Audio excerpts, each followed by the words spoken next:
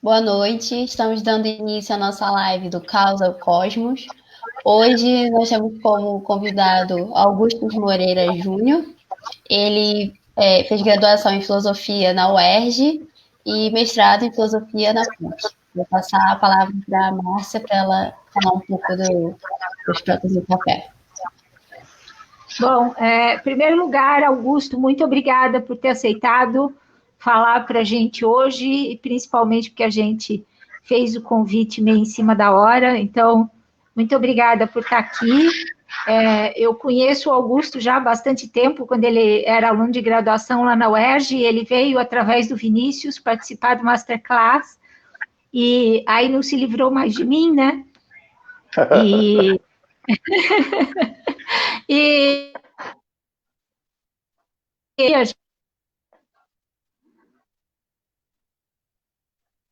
da ciência já inclusive um técnico de alto nível, de nível universitário, que trabalha na Grid lá com computação, que está lendo a sua monografia, está gostando muito dela, e fez mestrado em filosofia da ciência, e está fazendo doutorado aí, apesar de estar em Teresópolis, o que fica um pouco mais complicado às vezes, e ele trabalha no CIA José Francisco Lippe, que é uma escola sensacional em Teresópolis, uma escola de dia inteiro, super dedicada assim, ao ensino dos alunos, a escola em si é maravilhosa, eu acho que ele deu muita sorte de trabalhar lá, porque os alunos também são sensacionais. Eu já dei a sorte de ser convidada algumas vezes para falar lá e participar das feiras de ciências e todos os programas que eles têm, além do círculo normal de ensino, e por isso também que a gente convidou o Augusto para falar para a gente aqui, porque ele reúne não só todo esse conhecimento da filosofia da ciência, mas esse conhecimento que ele vem trazendo da sala de aula, da convivência com jovens de ensino médio e tudo mais. Então, eu achei que ia ser muito legal ele dividir um pouquinho a sabedoria e o conhecimento dele com a gente aqui hoje, tá? Obrigada por aceitar, gente. Boa live. Bom, Márcia, eu que agradeço o convite. Eu considero assim, um grande privilégio estar aqui falando, podendo participar junto dos alunos de graduação de Física da UERJ, podendo contribuir um pouquinho e falar um pouco sobre a filosofia. É sempre um grande prazer na minha vida poder falar sobre isso. Bom, eu vou já começando, né, colocando algumas questões, algumas advertências, vamos dizer assim, em relação ao que a gente vai fazer aqui hoje. A primeira delas é que para falar do caos ao cosmos, eu vou escolher uma narrativa, que é uma narrativa mitológica, para a gente introduzir a questão. E quando eu falo de narrativa, eu estou querendo dizer basicamente que a gente tem três formas de avaliar esse cenário dessa história que vai ser contada. O primeiro cenário é a própria estrutura que a história passa, que é uma história, em tese, fantasiosa, né? Sobre questões que tentam explicar para um determinado momento de uma determinada sociedade a forma como eles poderiam dar conta de coisas que seriam inexplicáveis a eles até aquele ponto.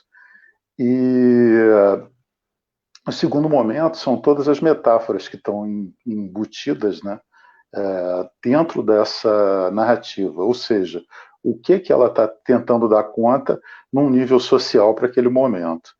E o terceiro seria a nossa própria interpretação filosófica ou científica, em determinados momentos, para um lado e outro para o outro,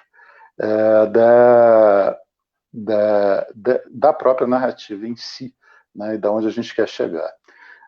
Por fim, isso tudo só tem função da gente estar falando sobre isso e trazendo esse conteúdo para cá, para esse momento, se ele tiver alguma relação com o que nós fazemos hoje, né? Com a nossa atividade de pensamento e de fazer prático mesmo há 2.500 anos após, né?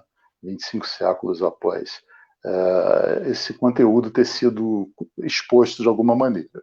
Tá?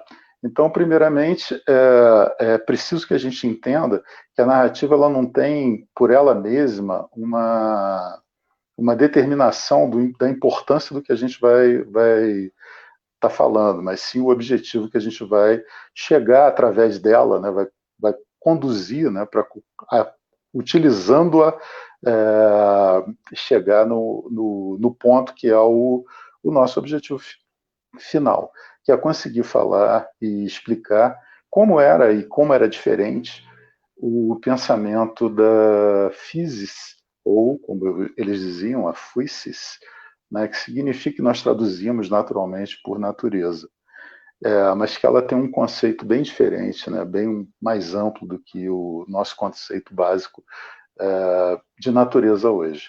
Tá? Além disso, como eu estou falando para um departamento de física, né, para um grupo, né, para um centro acadêmico de física, de alunos estudantes de física, a função básica, né, o próprio motivo de vocês estarem aí é entender o que a física se propõe.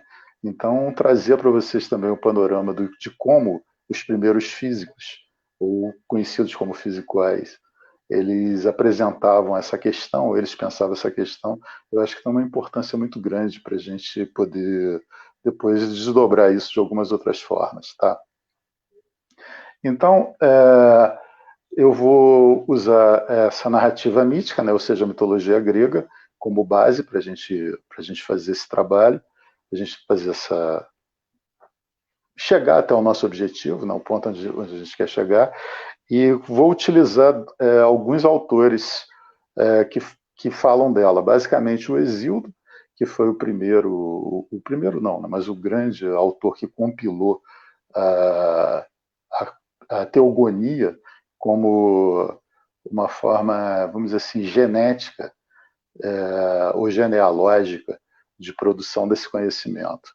E ele já, né, naquele tempo, né, no torno do século VII a.C., ele já estava ali, ou antes da nossa era, né, se preferir, ele já estava configurando esse conteúdo, tentando dar explicações, efeitos causa, para que a gente pudesse, para que eles pudessem, né, descobrir e interligar as questões, não deixando elas soltas como em outras narrativas mitológicas, em que as histórias elas não se combinam e não têm uma relação causal. Tá? Basicamente sobre isso. O que a gente já pode estabelecer como o princípio do pensamento racional, né, que vai aparecer de forma mais efetiva um pouco mais à frente com os filósofos pré-socráticos. E que são os fisicói, né, ou seja, os filósofos naturalistas, né, os primeiros a desenvolver o pensamento de fato racional. E o outro que eu vou utilizar como base é o intérprete brasileiro, né, da filosofia, da mitologia, talvez o maior conhecedor disso, da mitologia grega, que era o Junito de Souza, porque eu vou usar o Junito porque ele tinha assim, uma forma muito poética de ver a mitologia grega. Né? Então, eu já começo usando o termo a forma como ele, que também começava a expor o conteúdo do pensamento do Hesíodo, que era, assim, de uma forma teatral, ele dizia, e no início havia o caos. E o caos era algo, um espaço, se é que a gente pode chamar já de espaço, mas assim, um ponto, né, um momento onde você não tinha estruturas, você apenas tinha energias em potências absurdas acontecendo e se confrontando entre si por todos os aspectos. Eu acho que é importante a gente já colocar um primeiro ponto, um primeiro parênteses em relação a isso, porque quando se está tratando do caos, é preciso que a gente entenda que as relações espaço-temporais ainda não existem. E é muito difícil da gente traduzir isso sem, de vez em quando, cair na armadilha de falar em espaço ou em tempo, ainda que o caos ele não tenha essa concepção formada, está tudo misturado, está tudo exclusivamente como uma ideia de forças, e, portanto, também não tem uma forma, ele não é morfológico. Então é extremamente abstrato a gente falar do caos. E o Junito continua, ele diz, a partir do caos se formam algumas forças se aparecem. Né? As primeiras, em uma corrente, é a noite, Nix, e oceanos, que seriam as águas. Né? Por outra corrente, já se estabelece a partir dali a divisão entre Uranus, que é o céu, né, o equivalente ao céu. Né? O céu grego é topos Uranus, mas o Uranus como uma força motriz equivalente ao céu, e Gaia, que seria a força de geração de todas as coisas, né? O elemento de geração de todas as coisas, que é comumente traduzido como Mãe Terra. Bom, Uranus, como representando o céu, ele cobre geograficamente, né, vamos dizer assim, a Terra, como representando o planeta. Mas, como eu já coloquei antes, a gente não pode estabelecer isso como elementos morfológicos. Então, se não há forma, essa cobertura não se dá da maneira como a gente imagina, como a gente tem hoje. Né? A gente pensa o céu sobre um firmamento, sobre a Terra como planeta. Não é exatamente isso que eles estão colocando nesse momento. Eles estão colocando isso como forças, uma força de geração e uma força de interferência a essa geração. Essa interferência seria o próprio ato de reprodução. Então, Uranus, ele tem a função de um reprodutor no sentido masculino ou macho, em relação à Gaia, que teria a sua condição de, como fêmea, ser a geradora de todas as formas de existência que vão aparecer dali em diante.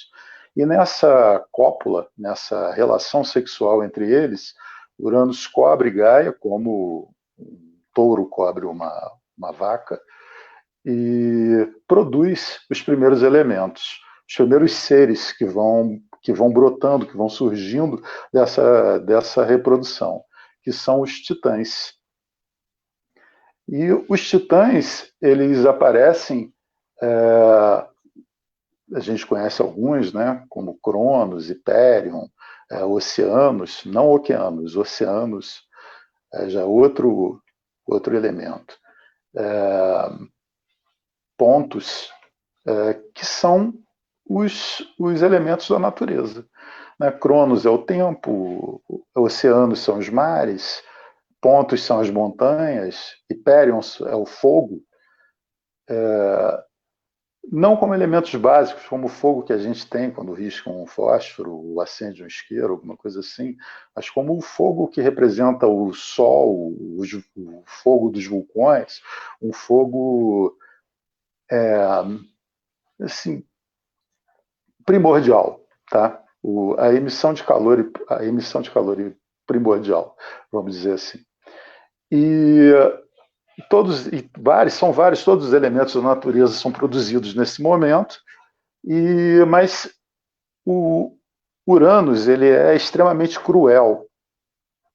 Então, como ele faz essa relação com Gaia, ele obriga, né, que Gaia, para que ele não trate com crueldade seus filhos, ele obriga que Gaia o esconda em seu ventre.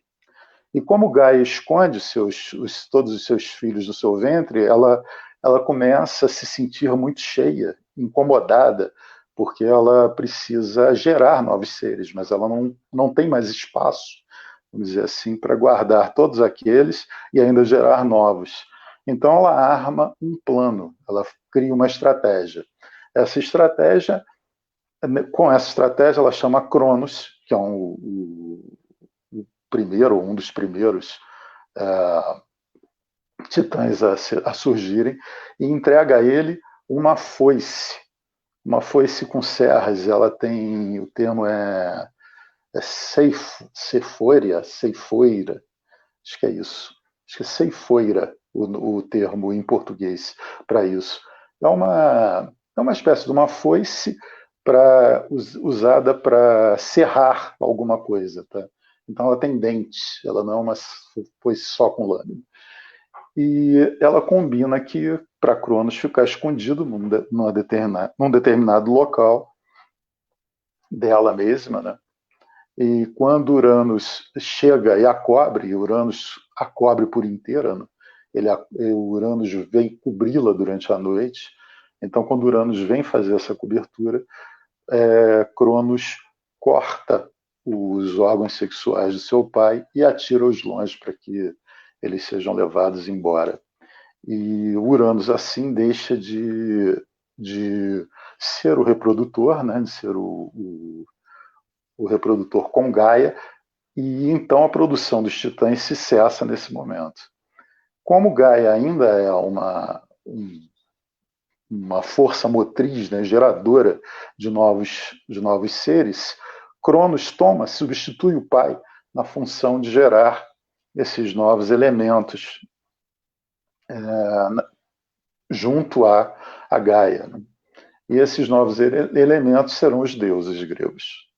Os deuses gregos, então, eles vão nascer de uma relação entre Gaia e Cronos. Tá? A gente não pode esquecer que Cronos é o tempo. Né? E aí a gente começa a perceber qual é a relação que Gaia tem com essa questão da geração. Né? Porque Gaia ela é a força motriz, mas ela é aquilo que representa o espaço físico. Tá? A formação desse elemento, que seria o espaço físico, onde todas as coisas vão surgir. Tá? E vão surgir a partir dessa relação, por uma relação com o tempo. Tá? Bom, continuando. Esses deuses vão nascendo e Cronos é tão cruel quanto Uranus. Ele, para cada um de seus filhos que nasce, ele os devora. E ele os devora com medo de que aconteça com ele o mesmo que aconteceu com seu pai. Então, para impedir que haja uma estratégia qualquer que retirasse de Cronos a sua potencialidade ou a sua capacidade de continuar sendo reprodutor de Gaia, ele simplesmente devora, engole seus filhos quando vão nascendo. E Gaia, agora, não mais, vamos dizer assim, oprimida como estava por Uranus, mas insatisfeita porque ela não consegue conviver com seus novos filhos, ela resolve traçar uma segunda estratégia. Ela chama a Réia, que é uma titã, irmã de Cronos, e pede para a Réia para esconder seu filho que ia nascer, né? Que ela estava prenhe do nascimento dele, que é o Zeus, que seria o mais novo de todos, né? O caçula de todos eles. E Réia faz isso, esconde Zeus. Ela entrega uma pedra para Cronos, Gaia entrega uma pedra para Cronos, e Cronos engole a pedra, acreditando que essa pedra fosse seu filho que tinha acabado de nascer, Zeus. Bom, Zeus, ele se fortalece. Eu não vou dizer que ele cresce, porque eu não sei como nasce um Deus. Se ele já nasce adulto, se ele nasce novo, se ele nasce jovem. É uma relação, a gente não tem como estabelecer de que forma nasce um Deus. Mas ele não nasce em condições de lutar contra seu pai. E quando ele fica forte o suficiente para isso, ele sai de onde ele está e requisita, né, que os seus irmãos voltem, enfim, todas as coisas que estavam ali já combinadas com a mãe dele. Né? E Cronos não aceita aquilo e acha que é traído, e enfim, começa uma guerra entre eles. Bom, é uma guerra de longa duração, mas a gente não tem como especificar também o que se chama longa duração nesse ínterim, porque Cronos é o tempo. E se Cronos está participando disso, essa guerra não está se dando no interior do tempo, mas numa relação que a gente não tem, nós como os mortais, como os filhos também do espaço-tempo, nós não temos como nos relacionar com ela, nem estabelecer um critério de temporalidade em relação a isso. Mas ela dura, tá? O que significa isso? Vai da imaginação de cada um.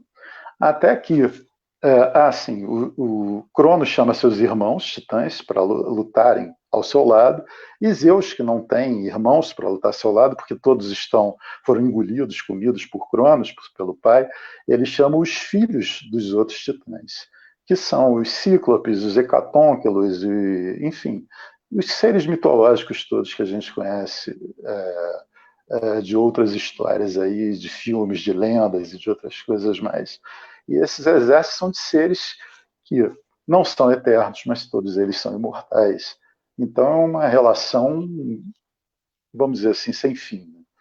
Até que Gaia, já muito insatisfeita de tudo que está acontecendo, sem conseguir ter uma relação tranquila com todo esse processo de criação, da qual ela é a principal artífice, ela chama Zeus e diz que tem uma arma que favoreceria a guerra a Zeus e que ela entregaria essa arma a Zeus se Zeus prometesse a ela que resgataria seus irmãos, que não agiria como seu pai e como seu avô agiram, e que ainda assim colocasse ordem naquela situação toda que estava acontecendo.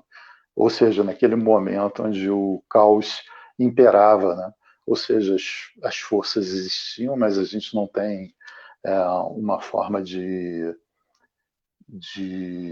orientação clara para especificar o que era. A partir daí, Zeus concorda e a foice é entregue a ele.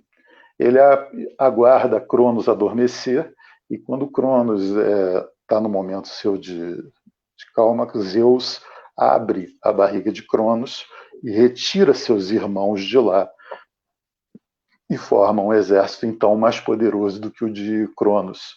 E com esse exército ele consegue vencer os titãs e aprisiona todos os titãs no Tártaro.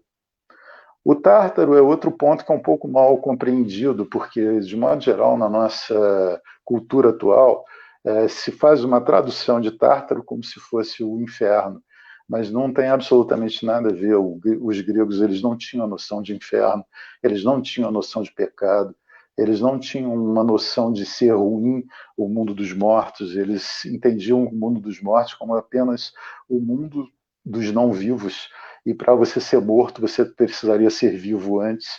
Então é apenas uma relação de passagem tradicional, simples, né? De acontecer, todo ser vivo vai se transformar em morto. Então o mundo dos mortos era o mundo onde viviam os seus antepassados e onde eles viveriam no futuro. Então eles não tinham nenhum problema com isso. Portanto, o mundo dos mortos não era problemático, mas também não era o Tártaro. Então não há inferno e não há problema com a morte. Não nesse momento, que ainda não tem morte, eles já são imortais, né? Mas a partir do espaço seguinte, onde passam a haver vida, né?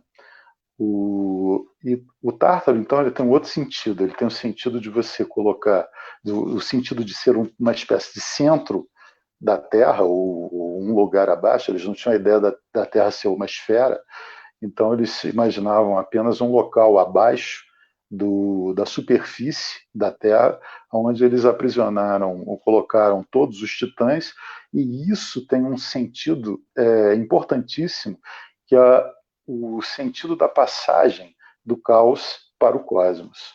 Porque no momento em que Zeus e os seus irmãos colocam os titãs no Tártaro, ele faz com que essas forças da natureza, essas forças titânicas, né, que representam os elementos da natureza que nós temos hoje, se estabilizem. E os mares, eles sejam o que nós conhecemos, as montanhas sejam essas que nós avistamos, e às vezes subimos nelas, e enfim, de vez em quando o Hyperion fica lá agitado, e faz uma erupção. Eu não me lembro agora o nome do vento, é um outro titã. mas ele, de vez em quando, sopra mais forte, causa alguns transtornos, como o ciclone que teve no sul do país, né, na semana passada, enfim. Coisas nesse sentido vão criando uma outra, uma situação, vamos dizer assim, anômica no modelo, mas o modelo ele se torna um modelo ordenado. Então, o primeiro ponto, caos significa, em grego, desordem, e cosmos significa ordem. Tá? Então, a transição do caos para o cosmos é a transição da desordem para a ordem. Essa transição ela só vai se estabelecer no momento em que os titãs são aprisionados no Tártaro. E esse é o ponto principal dessa trajetória da narrativa. Só que no momento em que isso acontece, essas relações elas se tornam outras. Então, quando eles aprisionam Zeus Cronos no Tártaro, o tempo passa a ser uma coisa cronológica, né? É retilínea, eu ia dizer, mas é cronológica, né? A gente entende o nosso tempo como um tempo cronológico. E o tempo cronológico é o tempo que passa a partir de Cronos, tá certo? Da mesma forma que todas as outras coisas ficaram estabilizadas, tá? Gaia também muda de função, porque não de função de ser progenitora, de ser geradora de todas as coisas, mas ela muda de teor, porque ela era Gaia no caos. Ela era um ser de força de gerar todos os elementos existentes. Tá? E qual é esse ser que gera todos os elementos existentes no momento em que a gente passa para o cosmos, ou seja, para o modelo ordenado? Senão a própria natureza, senão a própria física. Então, numa relação assim, de certa forma até poética, a gente vai trazer essa passagem, essa narrativa toda, para você fazer a transformação de uma relação, que é a relação da nossa própria existência possível, tá? Da gente ter uma forma de olhar, de compreender o mundo, de compreender esse processo que a gente tem, da transição dessa desordem para um momento onde a gente possa compreender. E se esse momento se torne um momento onde as coisas têm uma ordenação, onde tudo está no seu lugar. Tá? A ideia deles, então, básica, é que a natureza é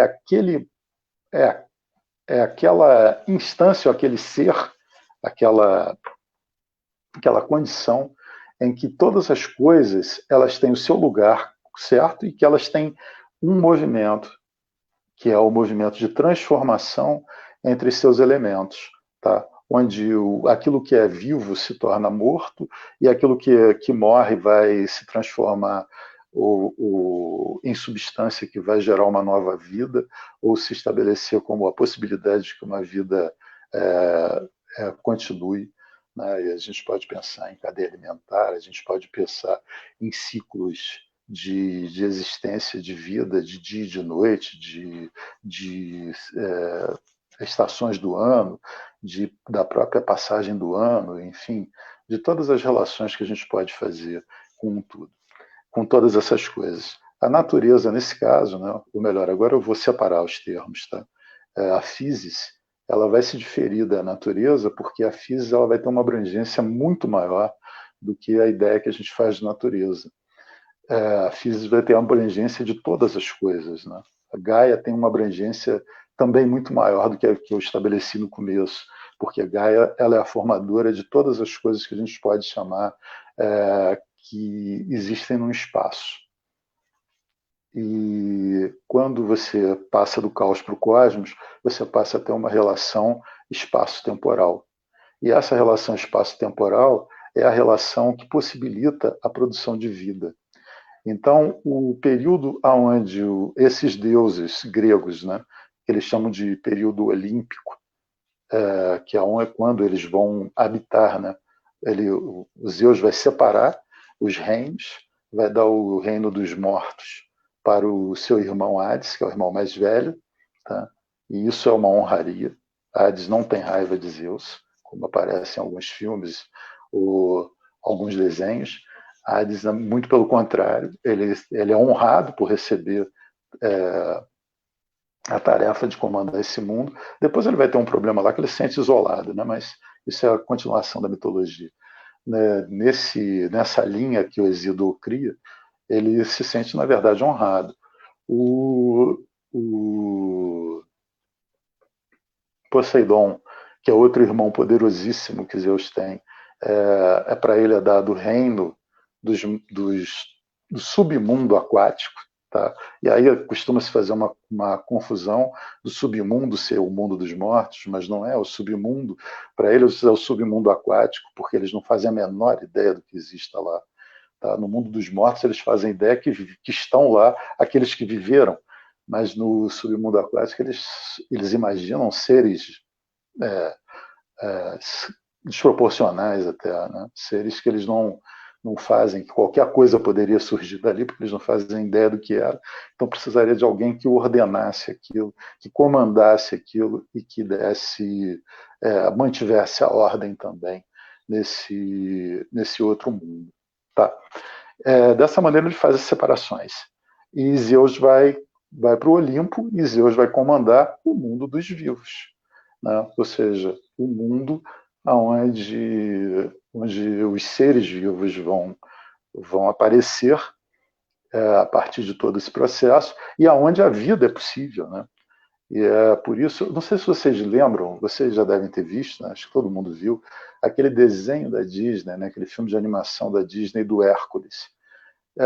E que o medo que aparece logo ali, eu acho isso brilhante no filme de animação, que o medo que os gregos têm durante o filme é que inclusive Zeus, né, principalmente aquele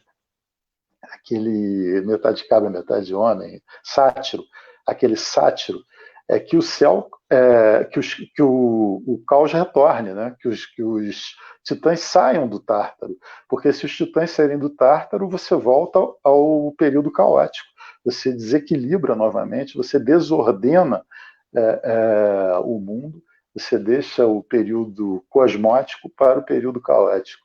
E no período caótico, há a impossibilidade da vida, porque a vida ela precisa ter essas duas relações de espaço-tempo. Né? A nossa vida ela é sempre espaço-temporal. A gente tem um momento de nascimento e vai ter um momento de morte. E ao longo entre esses dois períodos, a gente constrói todas as coisas e sente e percebe todas as coisas que se dá para nós, né? Então, em que a gente pode participar. Então, o grande medo deles, que eu acho que esse é o ponto que eu estava querendo dizer, né? Que o grande medo que eles tinham era que o caos voltasse, porque o caos seria o fim também da possibilidade de vida, né? O retorno ao caos seria o fim da possibilidade de vida. Então vamos fazer agora uns retornos aqui para a gente entender algumas coisas que foram ditas e que ficam meio assim fantasiosas, né? Que são as metáforas que estão envolvidas aí. Tá? A primeira delas é essa, né? Do sentido de Gaia como uma relação espacial, uma formação daquilo que a gente vai chamar no período cosmótico de espaço, e a partir dele a sua própria formação como natureza, ou como physis, que eu vou explicar um pouquinho mais à frente, e a relação do tempo como num período onde o tempo ainda não está atuando, ou seja, o tempo é um elemento amorfo, um elemento sem forma, exclusivamente energia. É claro que quando vai se fazer um filme ou de animação, um filme real, é preciso dar uma imagem a isso, porque senão como o cineasta ia conseguir transmitir a ideia de tempo, a ideia de espaço, a ideia de qualquer uma dessas coisas para quem está assistindo o filme, né? Quem vai entrar no cinema para assistir um filme como diversão. Então, por isso, eles acabam criando estruturas antropomórficas para esses seres. Mas, na verdade, os gregos nunca colocaram nenhum tipo de estrutura, nem antropomórfica, nem de nenhuma outra forma possível para esses seres mitológicos. Tá? Eles só passam a ter forma a partir da ordem, a partir do cosmos.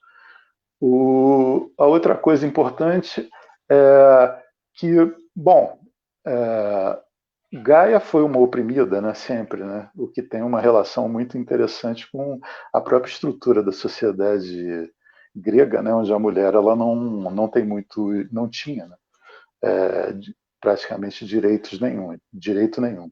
Ela era sempre submissa ao macho, né, ao homem, ao chefe, ao cidadão, tá? Que era quem ordenava, né, a família. E anteriormente, a própria sociedade estruturada, né, ou seja, a origem da sociedade grega, ao líder, ao patriarca do Genos, que era aquele que reunia todos os seus familiares em torno dele, né? E todos recebiam o comando dele como se ele fosse uma espécie de rei, tá? Que naquela época não existia essa terminologia também, não é uma terminologia da época, uma terminologia mais recente. Não existiam reis naquele período, existiam mandatários, mas não reis. O patriarca, então, quem viu o filme Troia vai reconhecer bem o que eu estou falando, né? O Agamenon, o Ulisses, o, o irmão do Agamenon, esqueci o nome dele. Eles não eram reis, eles eram patriarcas daquela região. Por isso que todos, inclusive o irmão dele, que era casado com Troia, ele vai até o Agamenon pedir para que o Agamenon vá com ele, né? E aceite e tal. Ele se coloca, ele se curva, ele se abaixa, porque o Agamenon é o líder de todos ali. Então ele é o patriarca maior, ele era o líder do Genos, tá? Só para vocês entenderem o processo, como é que é. E a mulher ali, qual é a função dela? Ela é sempre submissa ao modelo de sociedade que está sendo empregado. Então, Gaia, apesar dela ser a formadora de todas as coisas, ela não é aquela que manda, é aquela que se submete primeiro a Uranus e depois a Cronos.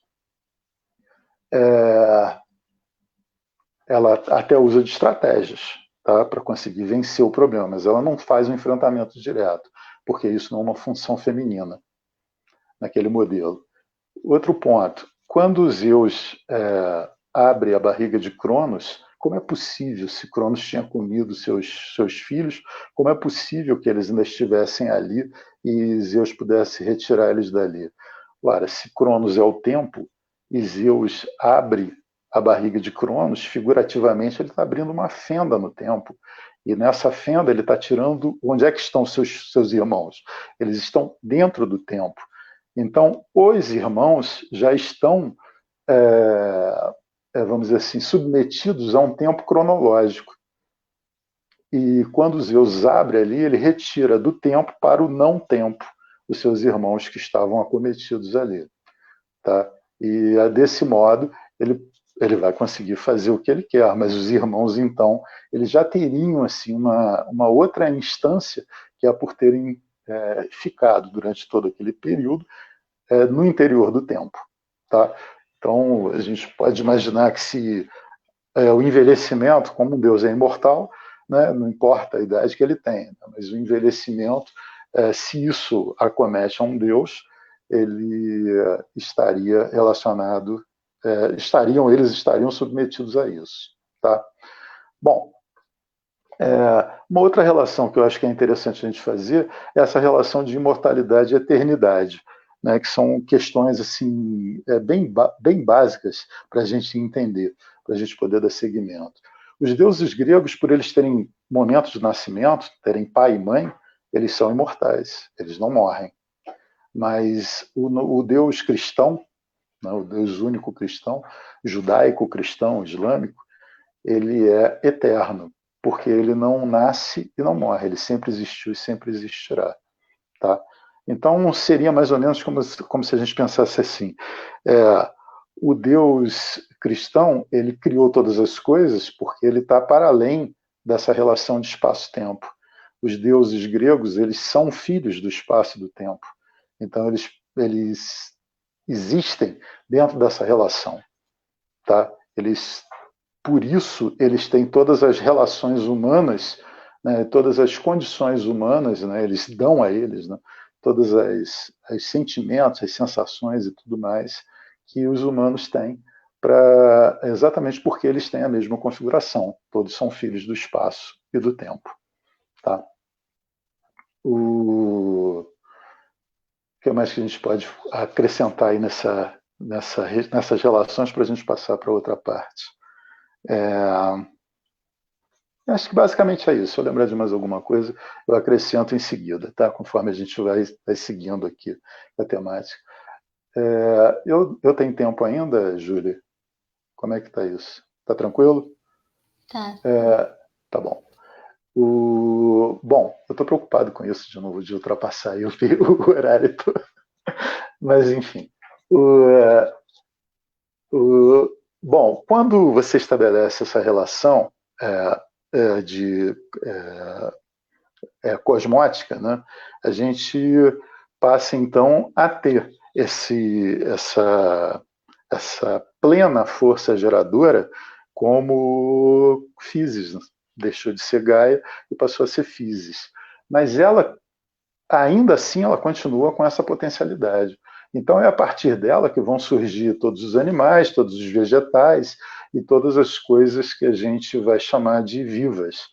A relação que se transforma de Gaia para Physis é que a Physis, ela vai, como Physis, ela vai gerar o que a gente vai chamar hoje de vida, em todas as suas formas e todos os seus aspectos. Tá? E o ponto de diferença em relação ao que a gente chama de natureza é que a Physis ela tem uma concepção dinâmica e nós, quando falamos de natureza, nós damos uma concepção estática para ela.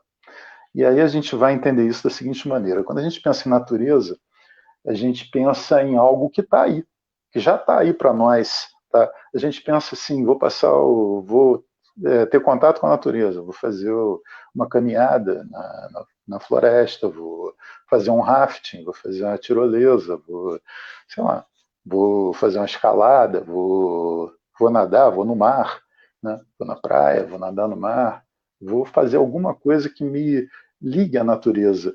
Mas, de modo geral, a gente pensa que quando nós estamos no nosso ambiente natural é a cidade, né? É a sociedade que a gente vive, nós estamos afastados da natureza. A natureza fica lá, quietinha, nos esperando, e nós estamos aqui. Isso tem algumas origens, né? Alguns motivos para a gente pensar assim. Né? São motivos culturais, motivos religiosos, motivos diversos. Né? Mas um deles é que a gente imagina que a natureza está pronta e acabada. E ela está pronta e acabada porque, pela nossa cultura, ela foi criada por Deus e dada a nós, para nosso uso. Né? O Adão foi expulso do paraíso porque ele usou mal a potencialidade que ela tinha, e por conta disso ele passou a ter que trabalhar para sobreviver. Mas a natureza já estava pronta e acabada no momento da própria criação dele, né? Segundo essa cultura. Por mais que a gente pense ou não pense, depende de cada um, que essa ideia do Gênesis que está no Antigo Testamento, ou na Torá judaica, ela é uma história fantasiosa, é uma história apenas para dar conta daquele momento, e que a gente não é criacionista, a gente é evolucionista, então a gente pensa como Darwin, essas coisas todas elas vêm acontecendo de alguma maneira. Ainda assim, a gente sabe que houve uma primeira fêmea, né, que gerou sobressaiu, né, a sua prole sobressaiu sobre todas as outras, e que todos nós somos filhos dessa mãe única, né, que, enfim, já foi chamada de Eva, já recebeu outros nomes. E por conta disso é comprovado, né? Cientificamente comprovado, por conta de um dos cromossomos que toda mulher transporta e carrega e coloca em sua filha mulher, e que ela só é transmitida de mãe para filha.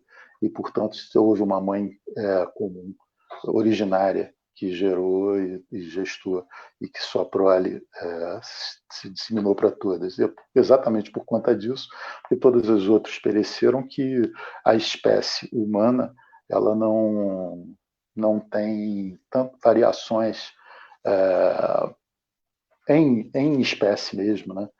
só sobreviveu o Homo sapiens sapiens e não os outros hominídeos que tiveram origem lá no primata, que deu a divisão, né,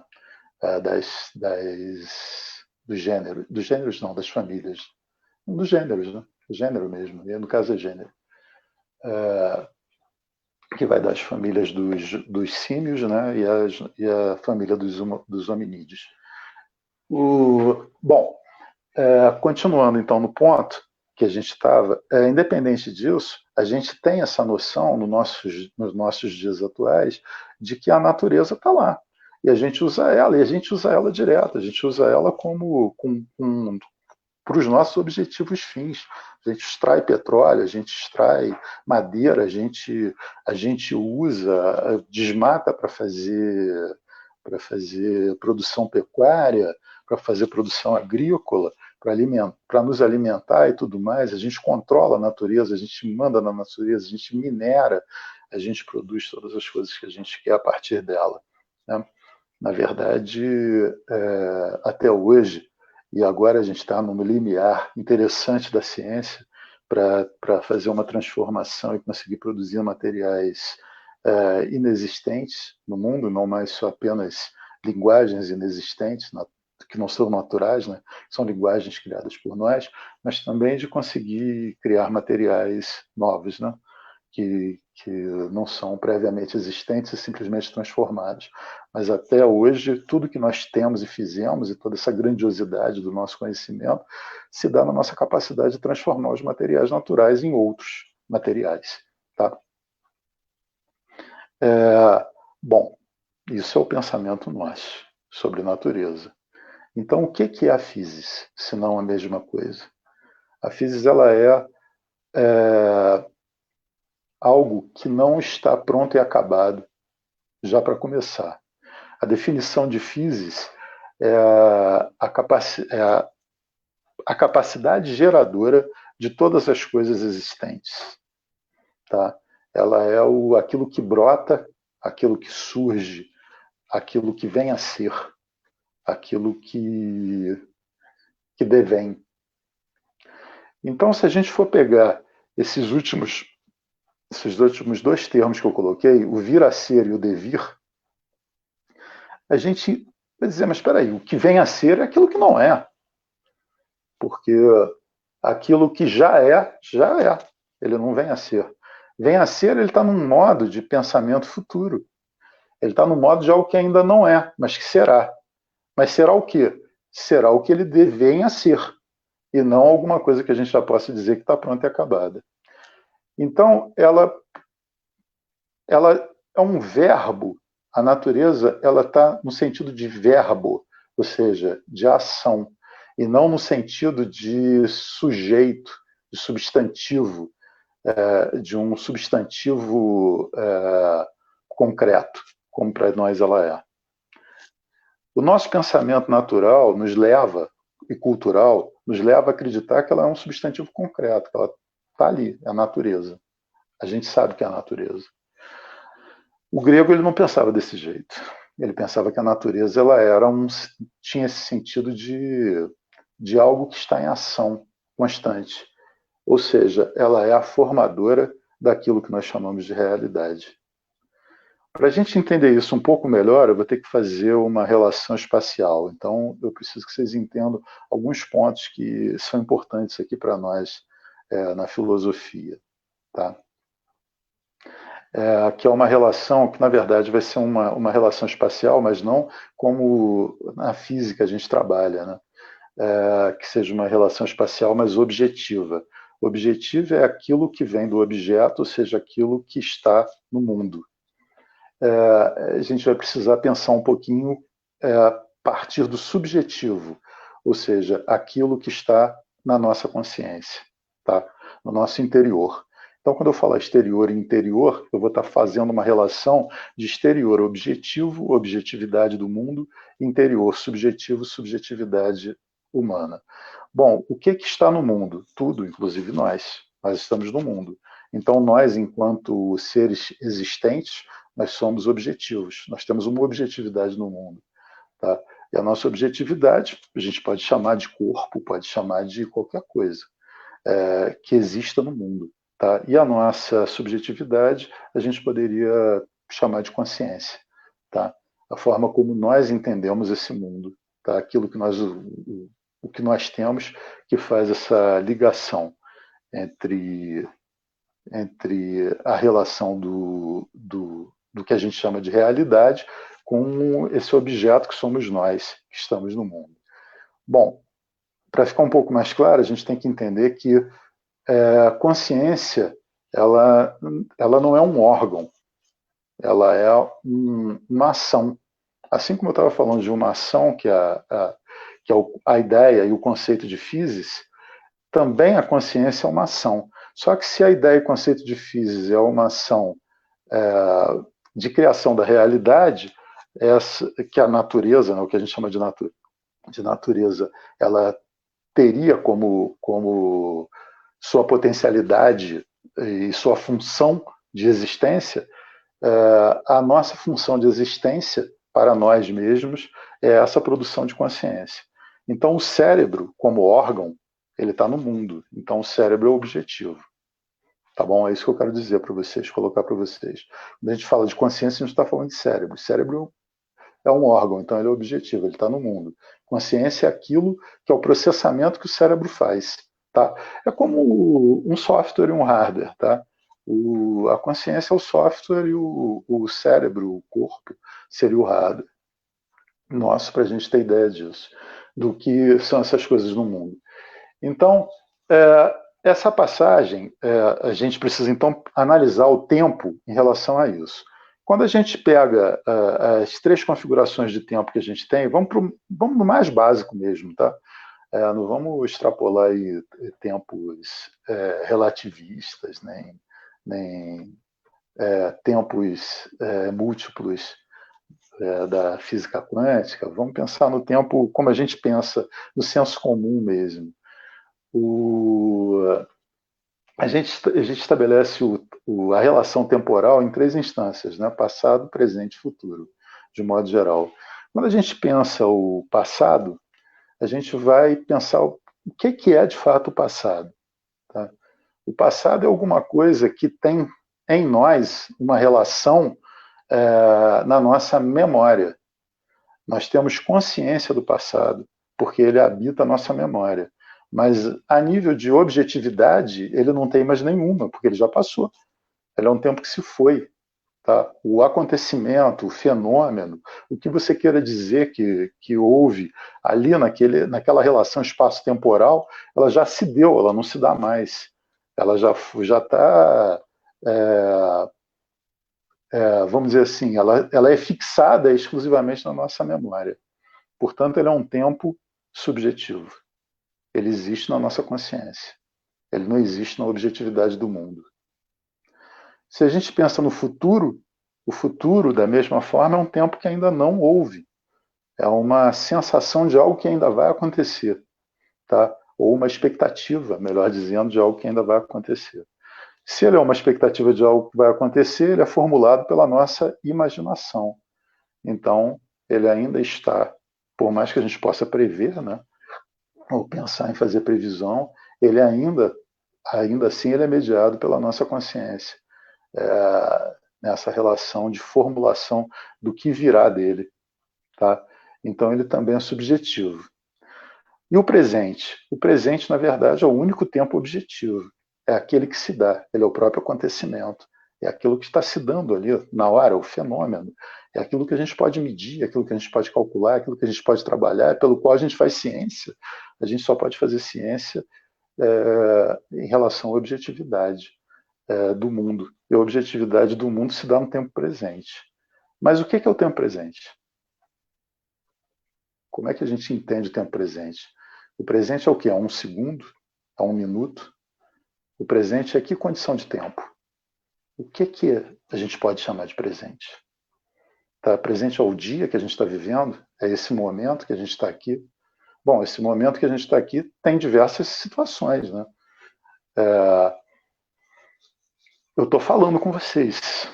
Eu estou falando de Teresópolis, tá? Dentro da minha casa. eu falo, o som que sai da minha boca, ele viaja a 340 metros por segundo até ser captado pelo microfone, transformado em ondas elétricas. Vão viajar a 300 mil quilômetros por segundo até chegar no aparelho de vocês, ser decodificado, redecodificado para a onda sonora, que vai viajar de novo a 340 metros por segundo, vai entrar no ouvido de vocês e vocês terem consciência, terem entendimento daquilo que eu estou dizendo. Então, o meu agora não é igual ao de vocês. Se eu estou falando, eu estou falando num tempo diferente do de vocês. O meu tempo de exposição é diferente do tempo de recepção de vocês. Então, significa que se eu estou falando no meu presente, vocês estão me ouvindo no meu passado. Se vocês estão me ouvindo no presente de vocês, eu estou pensando o que eu vou falar em seguida num futuro. Por mais curto que isso seja, por menos que a gente possa criar uma dimensão, ainda assim, o presente ele se divide também em instâncias, em que ele não é uma coisa única, ele não tem uma unidade nele mesmo. Ele é composto de uma relação de um momento em que a gente emite para outro momento que a gente percebe aquilo. Ou seja, nós estamos sempre ligados. A nossa relação, né, que nos funda a nossa sensação, a nossa impressão sensorial. Né? É só ela, a impressão sensível, é só ela que nos dá condição de percebermos o que está acontecendo, o que é o acontecimento, o que é o fenômeno, o que são as coisas no mundo. Então, a gente partindo por essa ideia, a gente vai entender que o presente ele tem subdivisões. E se ele tem subdivisões, a gente precisa entender um pouquinho melhor como é que elas se dão. Essa subdivisão que eu usei agora com vocês, eu estou querendo dizer para vocês que numa conversa a gente está trabalhando com uma relação de tempo, presente, futuro e passado, só que numa relação iminente de presente, futuro e passado. Tá? Vocês vão me dizer, mas isso não é o tempo que a gente estuda na física? Não, realmente não é. Isso é um tempo psicológico, né? Porque é um tempo que se dá dentro da nossa consciência. Então, a gente pode chamar de tempo sensorial ou de fato, psicologismo em relação ao estudo do tempo. Mas isso não muda o fato de isso acontecer exatamente dessa maneira. A gente não tem como evitar isso. Por menor que seja essa fração, por mais próximo que a gente esteja, você está falando com o namorado, com a namorada, no pé do ouvido, tá? Ainda assim tem uma relação de tempo que vai se estabelecer nesse instante. Tá? A gente pode, inclusive, separar a relação de instante de momento. A gente pode dizer que instante é o momento quando o acontecimento acontece, ele ocorre. E o momento seria toda essa relação que eu estou colocando agora. Isso não tem nenhuma atribuição efetiva, além dessa combinação que eu estou fazendo agora, tá? Estabelecer isso dessa forma. É quase que como uma criação de um conceito. Estou dizendo que o momento é uma coisa e o instante é outra, para a gente estabelecer uma forma de falar e não misturar o entendimento do que está sendo dito. Bom, tem ainda uma outra questão. Para que eu produza alguma coisa e comunique a vocês, eu tenho que pensar sobre essa coisa. E até que o meu cérebro raciocine, puxe da memória todo esse conteúdo do que eu estou falando para vocês e traduza ele em palavras e eu faça com que isso se transforme em algo que vai ter toda essa transmissão, vocês captarem esse som, essas ondas sonoras, essa vibração, ela impressionar os tímpanos de vocês, se transformar no seu cérebro em um conhecimento possível, né? Inteligível, algo que vocês podem decodificar e compreender o que está sendo dito, ainda assim a gente está passando também um espaço-tempo disso. Tá? E o que é pior, a gente está colocando o entendimento sobre um acontecimento numa relação passada ao acontecimento. Imediatamente passada, não há nenhuma dúvida disso. Não é um passado longínquo, não é um passado que a gente possa chamar de passado, de algo passado. Mas a gente poderia chamar ele, sei lá, de passado imediato, talvez, ou um outro termo que a gente queira criar. Tá? vou usar esse por enquanto para ficar bem claro no nosso desenvolvimento aqui. Então, eu já estabeleci que o momento ele vai se dar no instante onde o acontecimento de fato ocorre, um relâmpago, uma tempestade, caiu um relâmpago. Nós observamos o relâmpago de diversas posições, diversas situações, em diversos espaços, por diversos ângulos, mas o mesmo relâmpago. Para cada um, ele se deu naquele mesmo instante, porque foi um instante onde esse acontecimento ocorreu. Tá? Mas cada um de nós vai reconhecê-lo, vai identificá-lo de uma maneira diferente, num decorrer assim, de uma fração de segundos dentro desse momento, tá? Para reconhecer aquele instante, até de acordo com a distância em que você está, né? Em que cada um de nós está, para a gente conseguir reconhecer isso. Portanto, o reconhecimento, o entendimento, aquilo que se dá na nossa consciência sobre o que de fato aconteceu, ele vai se dar no momento passado, tá? Não exatamente no momento que o acontecimento se deu, ou seja, ele não se dá no instante, ele se dá na reflexão desse instante, tá? Sobre a nossa consciência. Então a gente estabeleceu 2 tempos, mas isso também não acontece para frente? Acontece. Acontece também para frente, que é a condição de possibilidade para que isso aconteça. A condição de possibilidade para que o instante aconteça é aquilo que formou toda a geração de possíveis e que apenas um possível deu que aquele relâmpago caísse naquele momento. Tá? Ele poderia cair seguindo outro caminho, outro fluxo, outra coisa. Qual é a condição de possibilidade? A carga elétrica da atmosfera, a diferença de potencial, enfim, todo o zoneamento que ocasionou, que deu, que não é ao acaso, mas é uma relação de possibilidades que se dão para que um acontecimento, qualquer acontecimento, do mais simples ao mais complicado, você derrubar um copo e ele se patifar no chão, você levantar de manhã ou não levantar, o despertador tocar ou não tocar, são condições de possibilidade do mínimo, daquela coisa mais simples da vida de você até a mais complexa que você possa pensar na natureza. Até mesmo uma colisão próton-próton num feixe acelerado dentro do Atlas, do experimento Atlas, né, para você conseguir comprovar a existência do bóson de Higgs. Certo? Tudo isso são acontecimentos que estão sendo produzidos ali, que vão fazer parte de um instante, mas que serão percebidos de outra maneira. Agora, para que ele aconteça, ele precisa ter uma condição de possibilidade para ele acontecer. Ele precisa ter sido projetado, produzido, ou por nós, ou pela própria estrutura da natureza para que ele aconteça. É exatamente isso que é a arqué da física. A arqué é o princípio, tradução, o princípio originário da física, da natureza. Ele é o ponto anterior a que o acontecimento aconteça. É o porvir. É aquilo que devém a condição de o acontecimento acontecer. É aquilo que faz com que o instante se produza. E é exatamente por essa questão que ela é dinâmica, porque ela está produzindo esse acontecimento constantemente.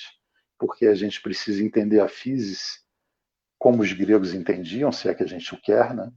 Como uma relação muito mais temporal do que uma relação espacial. E por ser uma relação mais temporal, ela está sempre em formação, porque ela está sempre se acabando a partir do momento que esse instante deixou de existir e o outro instante vem. É claro que não existe um intervalo, né? Eu falei dessa maneira só para exemplificar. Não há intervalo.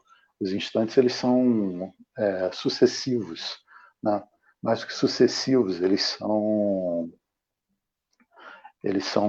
duráveis, né? Eles são duracionais. Então eles vão se substituindo imediatamente um após o outro. Mas a ideia deles é que isso só acontecia porque havia uma geração também incessante.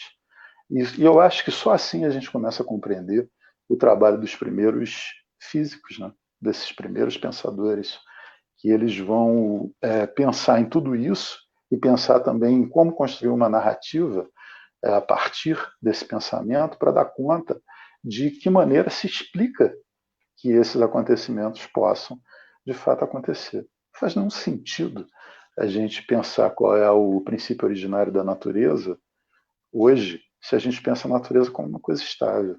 É exatamente porque a gente sabe em física quântica que não tem nada de estável nesse mundo atômico, é que a gente busca seus princípios, né? Suas partículas mais ínfimas e suas relações básicas, tá? Com isso. O mundo quântico é um mundo relacional. E os gregos acreditavam que a física também era um mundo relacional. Era uma formação de relações que possibilitavam a existência, não só das coisas materiais, mas da própria existência de uma realidade. Tá? Talvez essa fosse a melhor tradução possível. Traduzir física por realidade. Tá? Obrigado. Márcia, eu gostaria de fazer alguma pergunta, algum questionamento?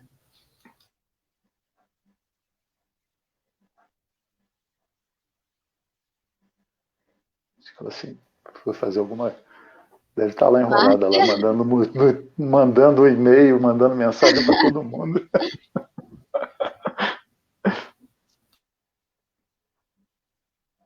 Eu não sei se eu falei quando ela voltou. Uhum.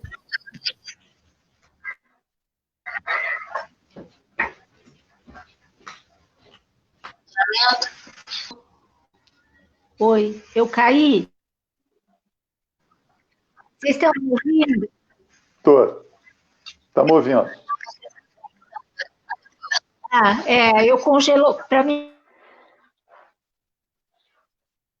Agora congelou também. O áudio está ruim. O áudio está ruim, a imagem tá congelada.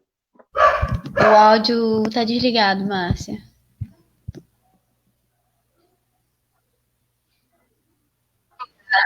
O áudio está desligado.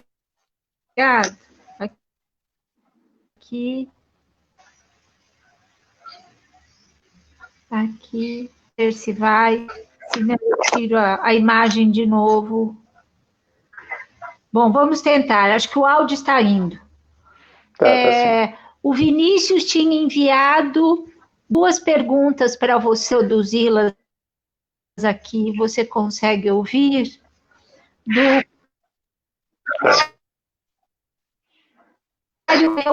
Eu reproduzir aqui, senão... Só um minuto. Aqui.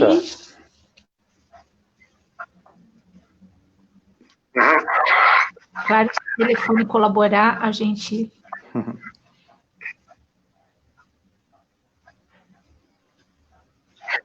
Congelou tudo novamente.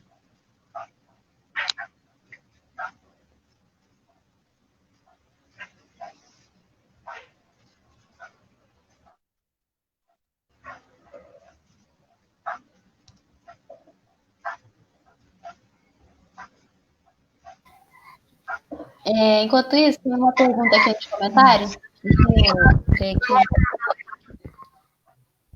ver aqui. Porque está muito complicado, tá? O link está muito... Não foi aqui. Aqui, ó. Santo Agostinho influenciou a noção de tempo absoluto de Newton? Santo Agostinho o quê? Eu não entendi a pergunta. Influenciou a noção de tempo absoluto de Newton?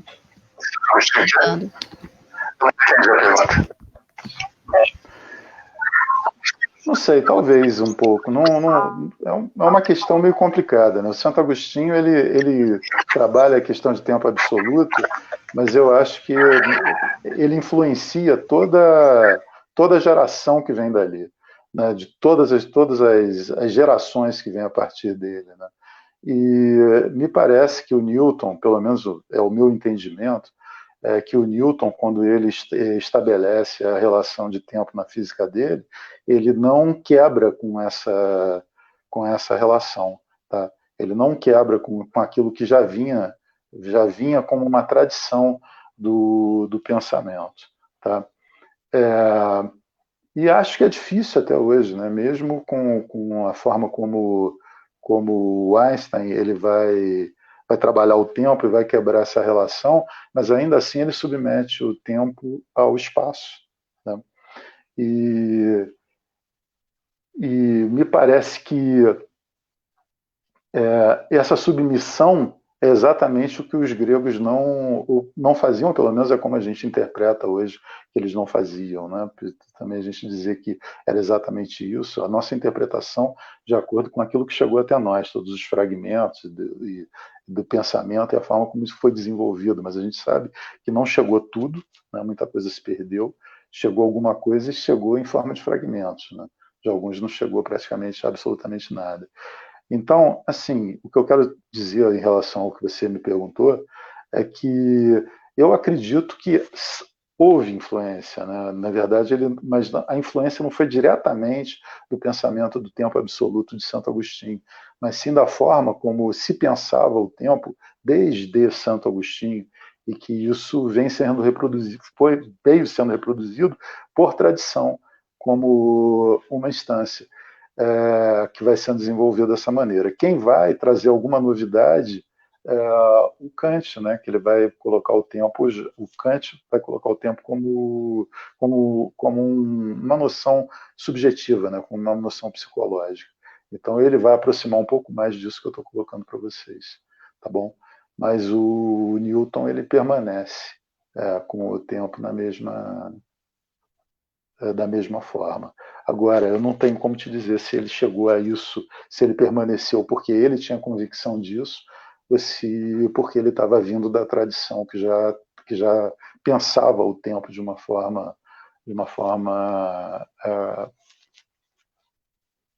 fixa, né, rígida, que abrangia todas as coisas e que o tempo não tivesse uma relação subjetiva, né, com a gente.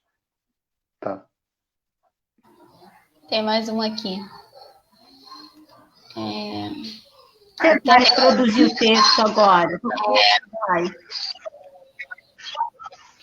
Boa noite a todos, boa noite Augusto, é um prazer tê-lo conosco, um amigo de longa data, companheiro de filosofia da ciência, de masterclass internacional de física de partículas, Instituto de Física da UERJ. Infelizmente eu não estou podendo participar da live, porque eu estou em trânsito, fazendo a minha mudança do Rio para Campo Grande, no Mato Grosso do Sul.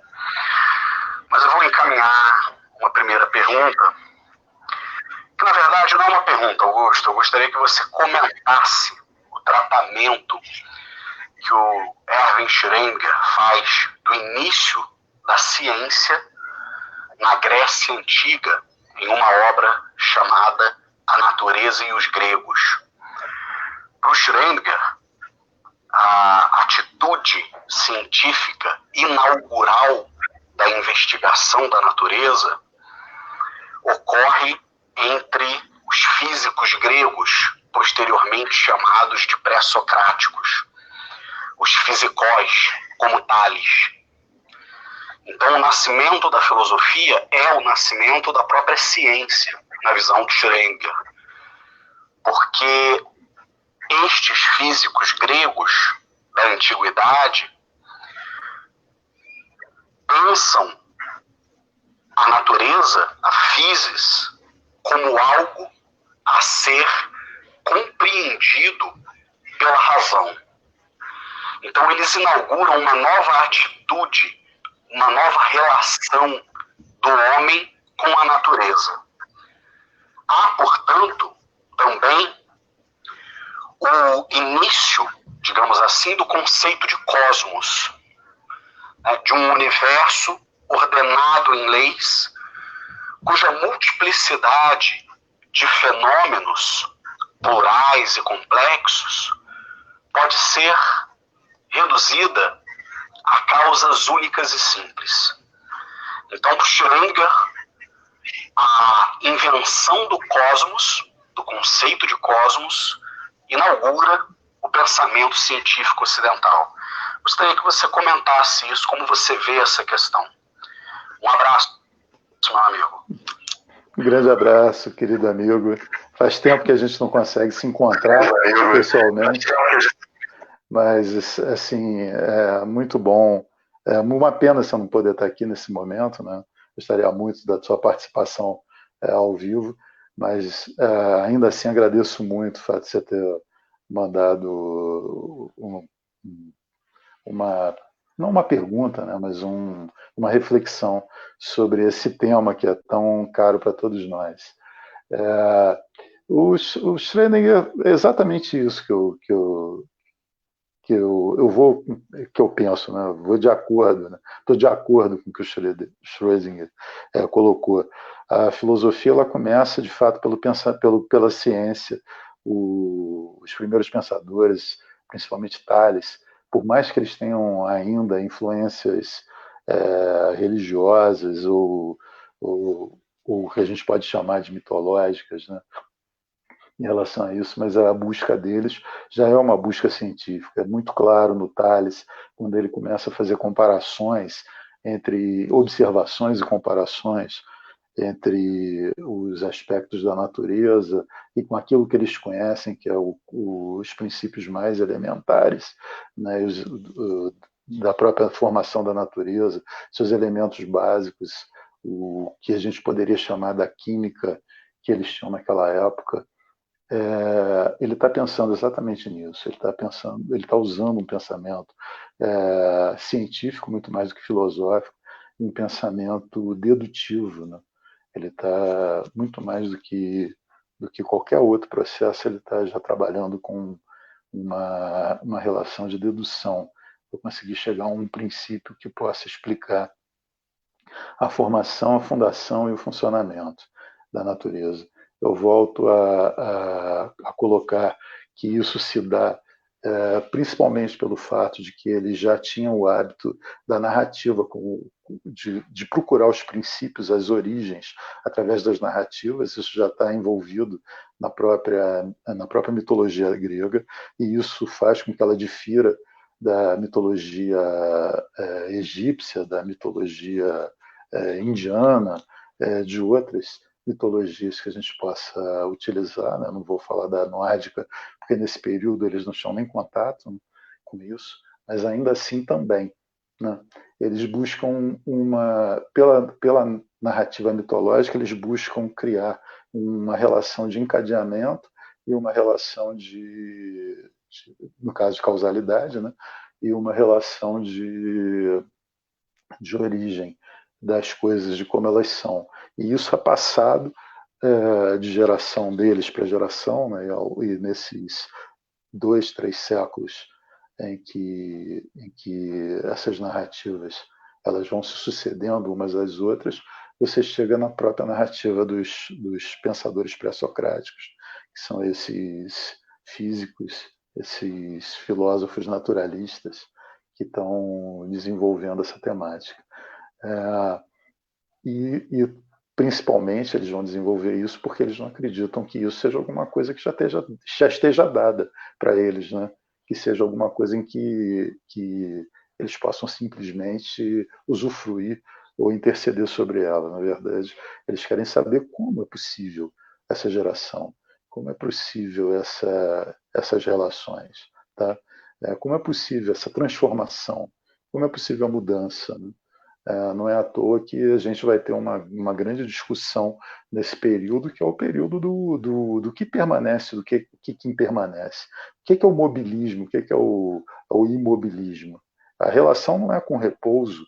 Eles não estão preocupados com o que se move, com o que repousa. Eles estão preocupados com aquilo que não tem mobilidade para aquilo que tem mobilidade. E a mobilidade aí seria um movimento ligado também ao tempo, e não um movimento ligado exclusivamente ao espaço físico de alguma coisa, porque senão a questão seria o repouso, o movimento e repouso, né? Então eles opõem aquilo que permanece e aquilo que não permanece, né? Que é o sentido de transformação. Você tem todo esse trabalho e todo esse desenvolvimento originário, que eu concordo que é um pensamento muito mais científico do que filosófico. Ele vai se tornar mais filosófico com o surgimento dos sofistas e de Sócrates, né? Que vão passar a trabalhar mais a questão humana e as sensações e a forma como as sociedades e o próprio homem se dá. Mas nesse primeiro período, muito mais científico do que filosófico, sim, com certeza, não tem nenhuma dúvida disso.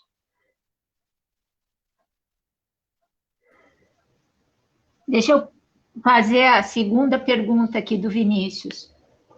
Augusto, uma outra questão em seguimento à primeira, no mesmo espírito. O Einstein e o Infeld, em A Evolução da Física, dizem que a base filosófica da física é justamente essa atitude que nasce entre os gregos antigos e que consiste em reduzir a complexidade e a multiplicidade dos fenômenos naturais a causas únicas e simples, como eu já comentei na primeira questão.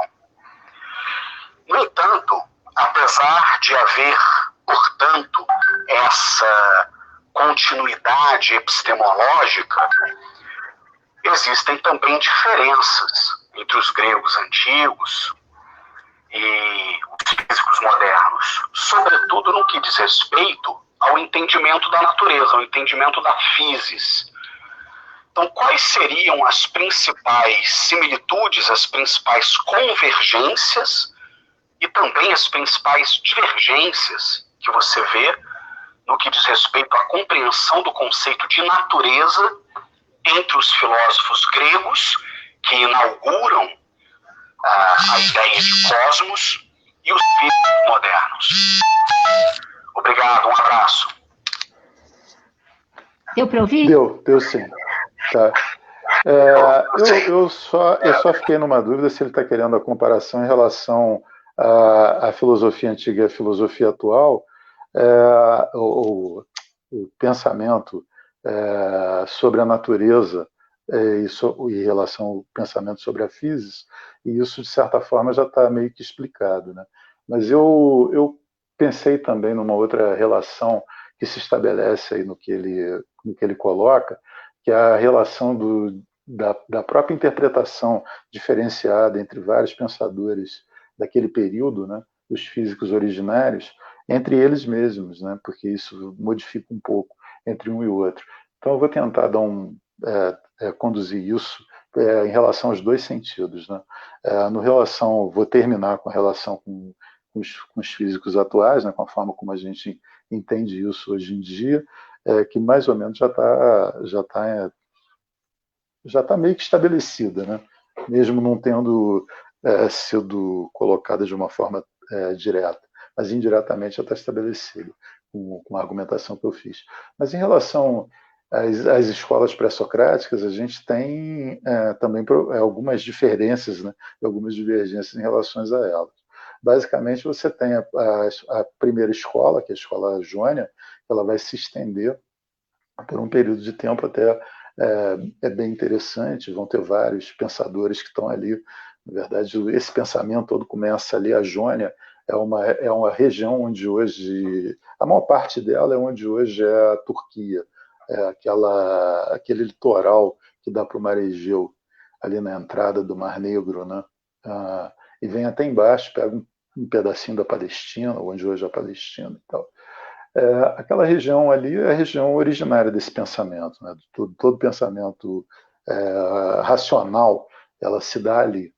O Tales chega ali, o Tales não é oriundo dali, mas ele chega ali, né, depois de viagens. O Tales provavelmente era um fenício, e ele chega ali e desenvolve isso. O Tales é considerado um dos 7 sábios da antiguidade, né?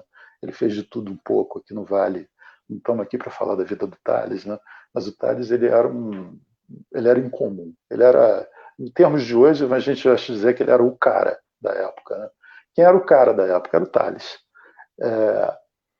E o Tales ele chega ali e desenvolve, né? Ele vem influenciado por pensamentos orientais, né? Ele passou pelo Egito, pela Pérsia, possivelmente pela Babilônia também, né? Ele também é astrônomo, então se imagina que ele tem estudado com aqueles astrônomos e astrólogos babilônios e tal. Enfim, ele chega ali com uma capacidade imensa e ele transmite isso para os seus discípulos. Então, ele é o primeiro a fundar esse pensamento e ele é basicamente um cientista. Sem sombra de dúvida, o Tales é um cientista. A forma como ele faz o desenvolvimento, como ele já utiliza, né, no pensamento dele matemático, que naquela época não existia esse termo, né, era só geômetra, mas que, enfim, que ele utiliza do rigor de um pensamento que já utiliza de determinados conceitos da matemática, muito incipiente ainda, mas já originários para poder desenvolver um pensamento racional, inaugura esse tipo de pensamento, essa corrente de pensar, esse modo de pensar, e vai produzir nos outros alguma coisa, uma derivação.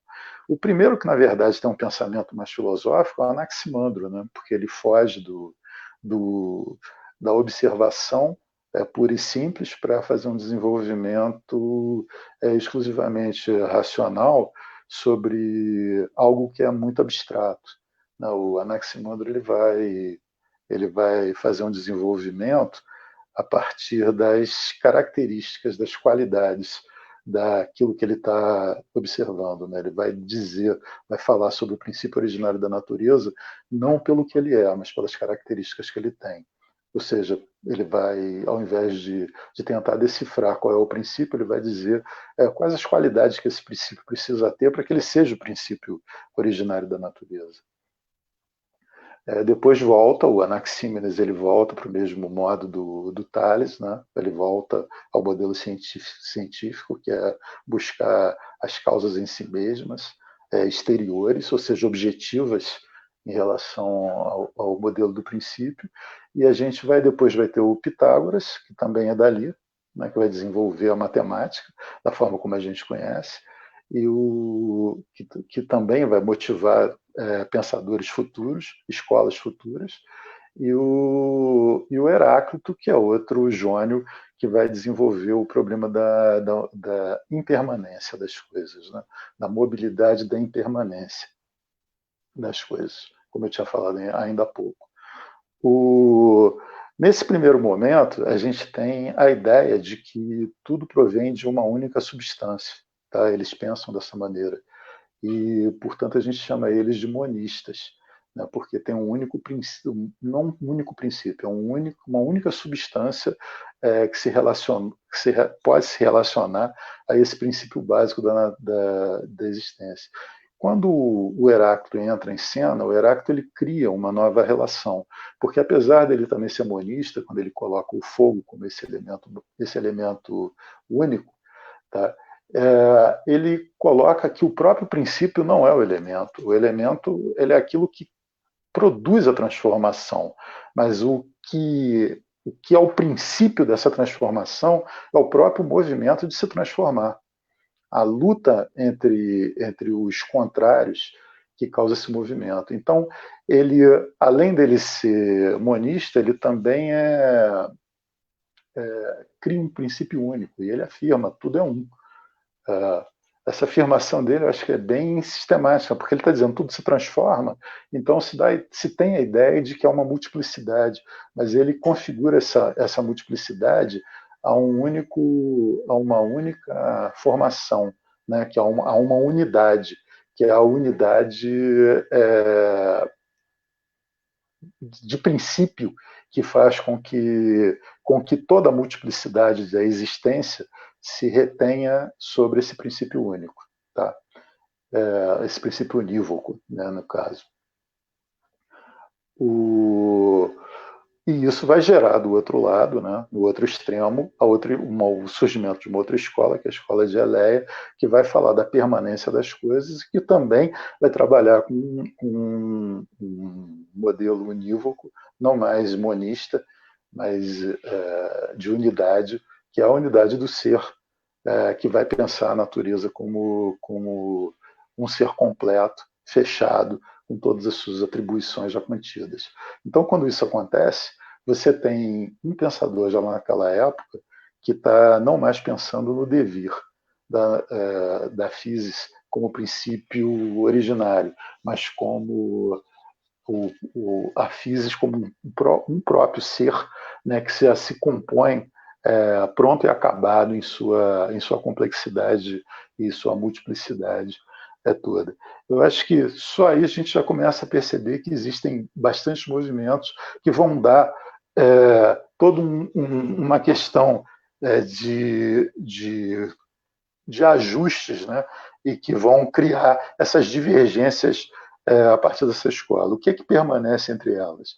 A ideia de que você precisa ter uma unidade, tá? Mesmo você saindo de um monismo ou de um plurismo, não importa, porque virão outros depois, né, como o pensamento do Empédocles, do Anaxágoras, da escola atomista, que vai vir em seguida, né, que eles vão ser pluralistas, mas também pensando nisso. E você começa a colocar o problema não mais só em relação a qual é o princípio originário, mas se esse princípio originário, se ele é múltiplo, se ele é uno, se ele é pluri, ou se ele é monoprincípio.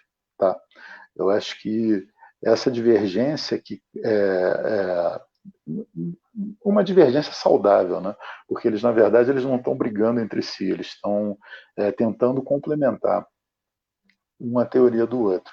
Eles estão vendo inconsistências na teoria anterior e estão tentando unir.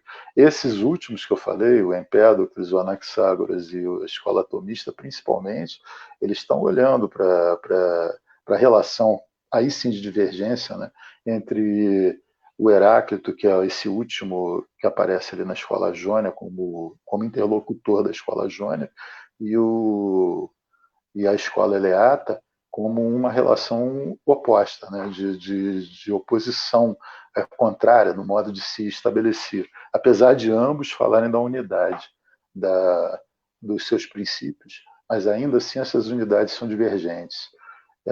Uma unidade é fixa, né? Ela é permanente, e a outra unidade ela é impermanente. Ela provoca a impermanência. E eles vão pegar isso, vão trabalhar em relação a isso, vamos tentar fundir essas coisas, vamos tentar pegar essas correntes todas anteriores e vamos fundir. A escola atomista, na verdade, é exatamente isso. É a fundição de todas as outras escolas, inclusive a pitagórica, né? Quando eles colocam as formas geométricas nos elementos atômicos, eles estão fundindo todas as teorias anteriores em uma só. Eu não tenho a menor dúvida de que isso tudo tem ligação muito mais com o pensamento científico do que com o pensamento filosófico. E é claro que até o final do século XIX, começo do século XX, não havia muita distinção entre esses pensamentos, né? Os cientistas eram filósofos e isso não tem nenhum assim, mérito ou demérito. O fato de ser ou deixar de ser não significa que eram melhores ou piores pelo fato de ser ou de não ser. Isso não tem relação, mas era por uma contingência da própria forma como o ensino e os ambientes de pesquisa se davam, que se gerava e que se produzia dessa maneira. Mas, portanto, o fato de ser filosofia ou ciência naquele momento, termo que se dê, a gente pode pegar inclusive os dois, não tem muitas questões em relação a isso. O único que talvez que como eu citei, eu acho que tem um pensamento mais filosófico do que científico, é o Anaximandro. Os outros todos eles já vêm para um pensamento bem científico, talvez o Anaxágoras também um pouco, mas os outros têm um pensamento bem científico, um desdobramento bem da forma de pensar científica que vem ali. E com relação ao pensamento da ciência de hoje, né, ou melhor, não o pensamento da ciência, mas a forma de encarar a natureza como elemento de pesquisa científica hoje, a gente já volta àquele ponto que eu já coloquei antes. O problema é de que maneira você vê a natureza. Se você vê a natureza como um processo dinâmico, que é o caso da física quântica, que vê esse dinamismo em todo o processo de sua pesquisa, que não pensa nela como algo que tem uma estabilidade por si só, se busca entender como é possível se estabelecer a estabilidade da matéria nos seus mínimos procedimentos, momentos iniciais e tudo mais, né? Se procura pensar nisso, mas a gente sabe que a estabilidade ela vai advir da formação das moléculas, das grandes estruturas, né?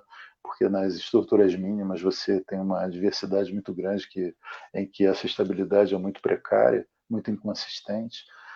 Mas fora isso, no restante do entendimento da natureza, em todos os outros ramos, inclusive, e até precariamente, eu posso dizer, em relação ao pensamento que se desenvolve relacionado à vida, né, biologia, a gente imagina sempre a natureza, e nesse caso, aí separando bem mesmo, né, a natureza como nosso entendimento de hoje, físico, entendimento antigo, como algo estático.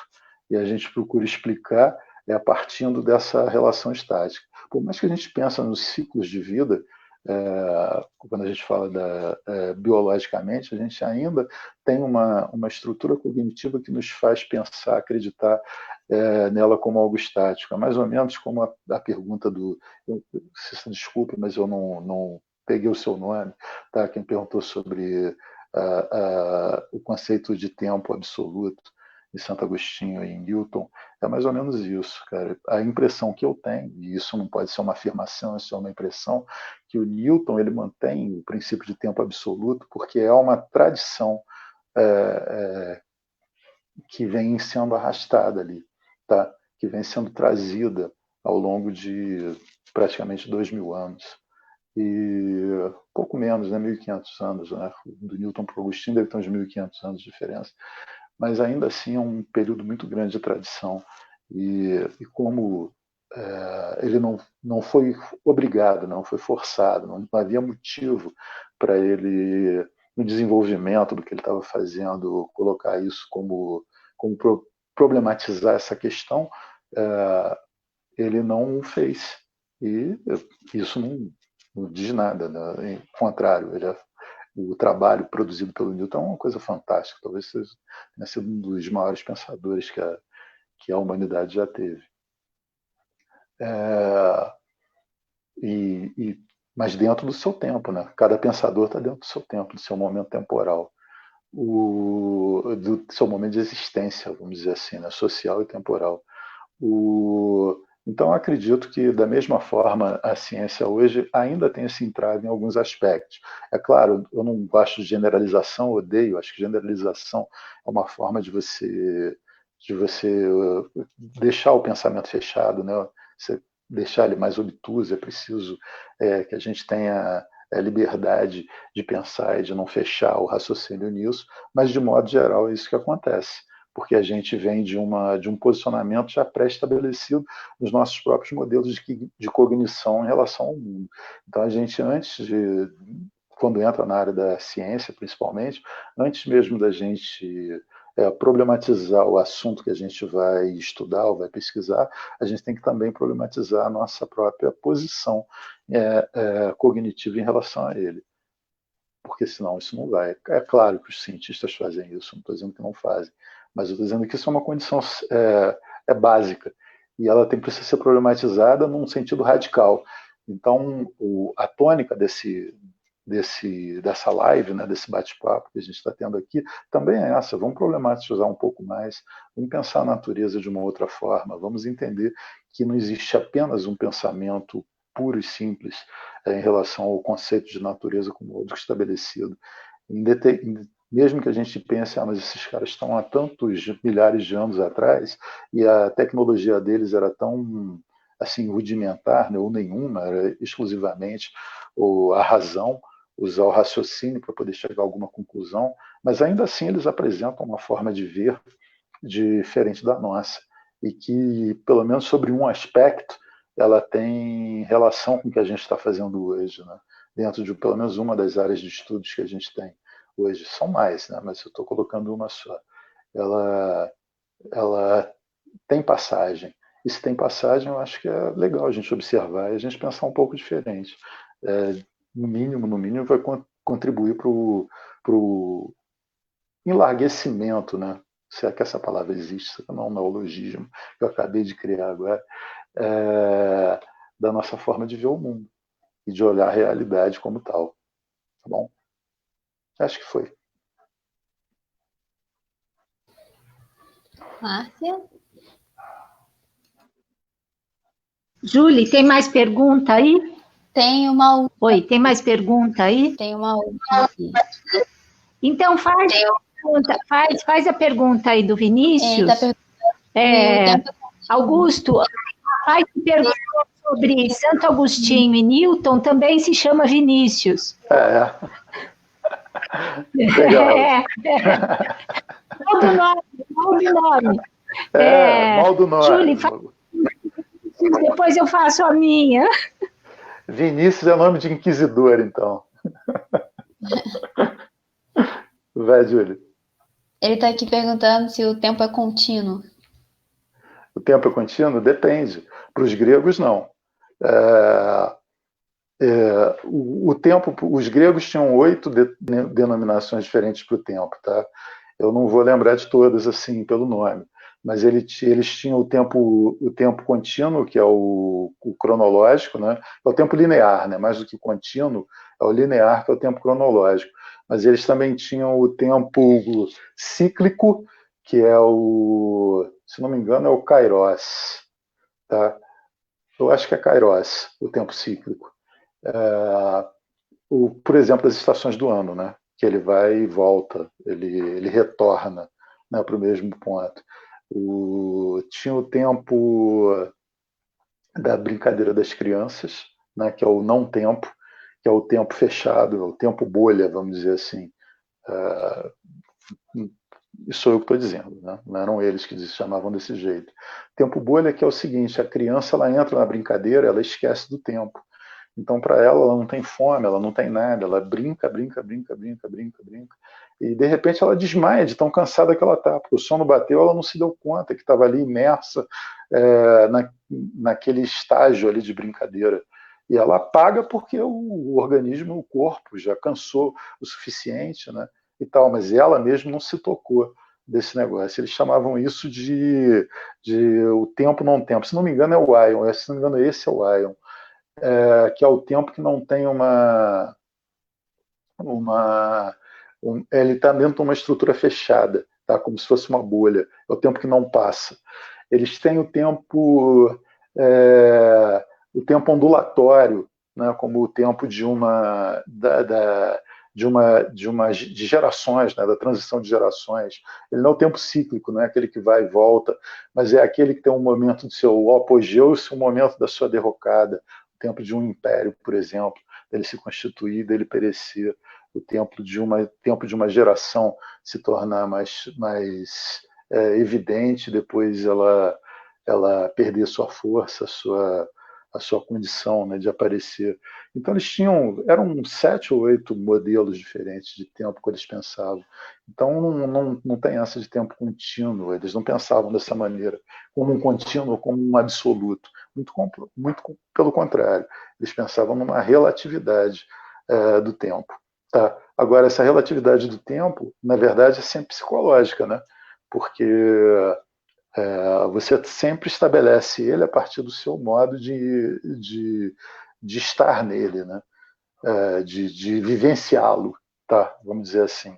Então, se você é um homem do campo e você precisa produzir, sei lá, agricultura, você vai trabalhar o tempo todo, você vai estar pensando no tempo como algo cíclico. Tá? Que você precisa estabelecer as relações exatas dentro daquele modelo de tempo cíclico para que você tenha retorno daquilo que você está fazendo. Se você está pensando na relação da sua vida, né, de nascimento até a sua morte, você está pensando num tempo linear, que é o cronológico. E, ao mesmo tempo, quando você entra na brincadeira, ou você vê uma criança brincando e ela se esquece do tempo, do mundo, se esquece de qualquer outra coisa, você tem esse outro tempo, são tempos concomitantes, sucessivos, simultâneos. Eles estão ali estabelecidos contiguamente, né, digamos assim, de acordo com a relação que você estabelece por você mesmo, tá bom? Não sei se te respondi, Vinícius, espero que sim. Senão você formula de novo. Aqui. Posso perguntar? Sim. Oi, Augusto, vou te fazer uma pergunta relacionada exatamente com a aula e com os alunos ali do ensino médio. Tá. Em março, a revista da FAPESP tem como artigo de capa um trabalho da Cristina Queiroz. Ela é professora da Unicamp, é historiadora, é filósofa, ela faz trabalho com algumas filósofas da Unicamp e da Universidade Federal de São Carlos. E entre os vários pontos que ela comenta, o artigo é sobre o gênero na ciência. E o título do artigo é O Gênero da Ciência. E uma coisa que ela chama atenção é exatamente nesses levantamentos de número de mulheres fazendo engenharia, física, matemática, ciências, número de mulheres indo para medicina, biologia e para ciências humanas. Ela diz que chama muito atenção nas ciências humanas que normalmente os cursos têm 50% entre mulheres e homens nos cursos de humanas, às vezes até mais mulheres do que homens, exceto na filosofia. Na filosofia, a razão é 25% mulheres, 75% homens, variando aí mais ou menos 5%, que é mais ou menos a relação que existe nos cursos de ciências exatas. Então, uma das coisas que ela levanta é que as meninas são desestimuladas pelos pais de seguirem uma carreira como engenheira, como matemática, como física, ou algo assim, e, por tabela, elas acabam não indo para a filosofia. E que outra coisa que ela acha que desestimula as meninas de irem para a filosofia é exatamente porque no momento em que elas leem muitos filósofos, se elas derem azar, elas vão pegar filósofos que realmente tratam as mulheres de uma maneira até depreciativa, ou como algo menor, ou algo assim, porque nem todos os alunos têm uma seleção correta de filósofos para ler quando eles estão no ensino médio e se interessam por filosofia. Como é que você vê isso? O que você tem de experiência lá no José Francisco Luque? Olha, assim, em relação à minha relação com a turma, e com as turmas que eu dou aula, eu tenho assim, uma quantidade bem maior de meninas, né, que se interessam pela temática da filosofia do que de meninos. Tá?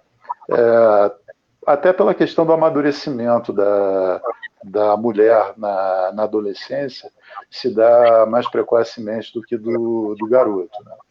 E, por conta disso, elas se interessam mais por essa temática e, de outro aspecto também, porque eu trabalho muito a questão da constituição da consciência e da autonomia, principalmente da autonomia. E falando aqui de interior, a gente pode falar disso da própria sociedade brasileira, mas isso fica muito mais evidente no interior.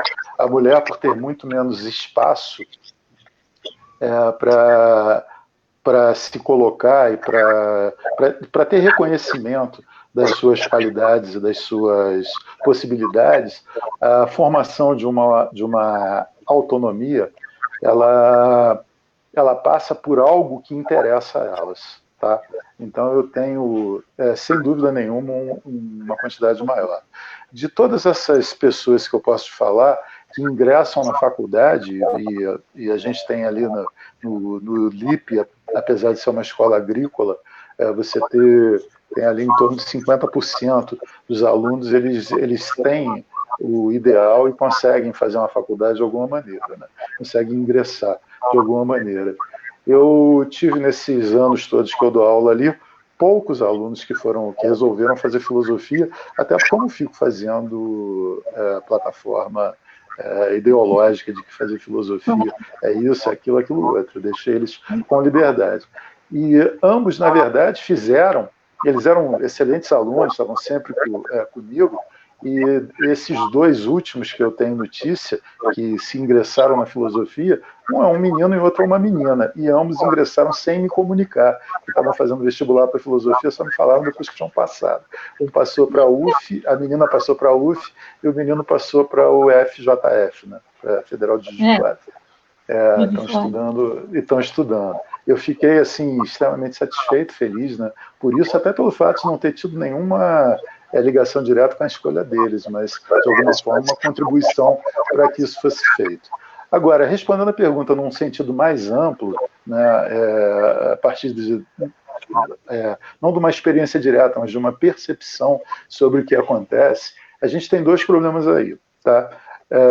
O primeiro é que a filosofia, apesar dela estar no rol das ciências humanas, ela é uma ciência, não é uma ciência, né? Mas é uma forma de conhecimento exato. Ela tem o mesmo rigor de uma ciência exata. Não é à toa que até a Segunda Guerra Mundial, os filósofos, antes de serem filósofos, eles eram matemáticos. Se você pegar aí o histórico de todos os pensadores, vamos botar até um pouquinho antes, até o século XIX, até o final do século XIX, início do século XX, antes de você fazer filosofia, você tinha que fazer matemática. Isso já desde o Platão, né? Na academia do Platão tinha lá no pórtico, só entre se for geômetra. Era a condição específica para que você tivesse já um conhecimento abstrato, né? Se tivesse condição de fazer uma abstração, mas uma abstração não por imaginação, mas uma abstração com conteúdos de exatidão, né? Que você tivesse como fazer comparações sem se perder, né? Nesse sentido, que você tivesse essas noções que a gente vai chamar hoje de noções matemáticas, que abrem esse campo do nosso pensamento. Que hoje é muito mais fácil, porque o jovem já nasce trabalhando isso com o celular, com a internet, com essas coisas, mas que antigamente não era tão fácil nem tão comum. Né? Se você não estudasse, de fato, matemática, principalmente as questões de geometria e outros campos da matemática, você não abria isso. Né? Então, eu acredito que uma das coisas que é afugente é isso. Por alguma razão, e aí eu teria que fazer uma pesquisa muito mais profunda, as mulheres aqui no Brasil, as jovens, não são estimuladas a estudar matemática. A impressão que eu tenho é que é muito comum uma garota, uma mulher, uma moça, uma menina, dizer que não gosta de matemática, que não entende aquilo e se aceita na sociedade como tal. Você não entende, você não aceita, tá certo, é difícil mesmo, é complicado. Já para o homem, é uma forçação, para o garoto, que ele tem que conhecer matemática para a formação futura dele. Tá? Por mais que ele tenha a mesma dificuldade, mas ele é meio que mais obrigado, ele é meio que mais empurrado a ter essa compreensão. Isso não tem absolutamente nada a ver com a questão de cognição de cada um. Tá? Isso não tem nada a ver com isso. Isso é uma questão de estímulo mesmo da própria sociedade. Parece que é uma acomodação. E com isso faz com que o pensamento filosófico ele é um pensamento que necessita desse rigor, né, que é o rigor que existe nas exatas, e por conta disso as mulheres, da mesma forma que minha colocação, tá? Da mesma forma que elas não têm uma aptidão, assim, não é uma aptidão, uma cognição mesmo, né, para procurar essas áreas mais científicas, elas também não têm para procurar a filosofia, apesar de se darem muito bem, né? Já tinham, eu não me lembro onde que eu vi, mas era um filósofo que falava disso, que a filosofia é muito mais afeita às mulheres do que aos homens, né? As mulheres têm muito mais condição, elas filosofam muito melhor do que nós, homens, né? Eles têm muito mais, sei lá, elan, né? Vamos usar um termo francês, né? Tem muito mais elan para a filosofia do que os homens, tá? E com isso deveria... Acho que eu conheço algumas que são fantásticas, tá? O desenvolvimento filosófico delas é uma coisa assim, de maluco. Cara, algumas colegas que eu tive na faculdade, aí na UERJ, né? Aí na UERJ não, que você não está na UERJ, né? Mas na UERJ, E, inclusive, uma menina que eu acho que era assim a mais brilhante de todas as alunas da turma era bolsista, assim entrou pelo sistema de cotas. E eu disse assim, cara, como é que o pessoal pode dizer que o sistema de cotas não funciona, tendo uma aluna com esse nível, com essa qualidade, tá excelente. Ela era muito envergonhada, ela não seria, não sei se ela conseguiu vencer isso, né? Às vezes fazendo uma fonoaudiologia, uma psicologia, ela consegue ultrapassar, mas ela não conseguia dar aula, não conseguia fazer a parte de pedagogia, porque ela não conseguia falar em público. Mas, em compensação, a produção intelectual dela, cara, era um negócio assim, fantástico. Queria eu ter aquela capacidade de produzir como ela produzia. Então, não tem nenhum motivo para isso, tá? Mas, de fato, acontece. Tá? Estatisticamente acontece, como ela comprovou nessa pesquisa que ela fez aí. Tá? Infelizmente. E a única alegação que eu posso dar é isso. Tá? É essa relação. Tá? Julie, quer perguntar mais alguma coisa? Não, as perguntas aqui já encerraram. Tá, então, bom, eu quero agradecer ao Augusto mais uma vez. Gente, 2 horas de live mais uma vez, tá? Com os percalços da internet que a gente sempre tem, já faz parte da live. Augusto, muito obrigada. A minha eterna gratidão a Julie, ao Cafis, a todo mundo que ajuda a gente, que permite que a gente realize essas lives toda semana, porque sem a ajuda da Julie, do pessoal do Cafis, essas lives nem iam existir. Então, a todos vocês, muito obrigada, a todo mundo que está aqui assistindo a gente até agora também. Muito obrigada, uma ótima noite para todos vocês e a gente se vê quarta-feira que vem, às 6 horas da tarde. Obrigada, boa noite a todos. Boa noite, gente. Muito obrigado. Obrigado, Márcia. Obrigado, Júlia.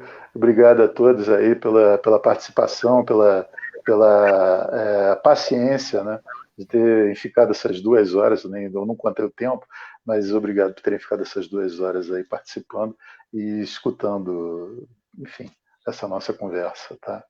Muito boa noite.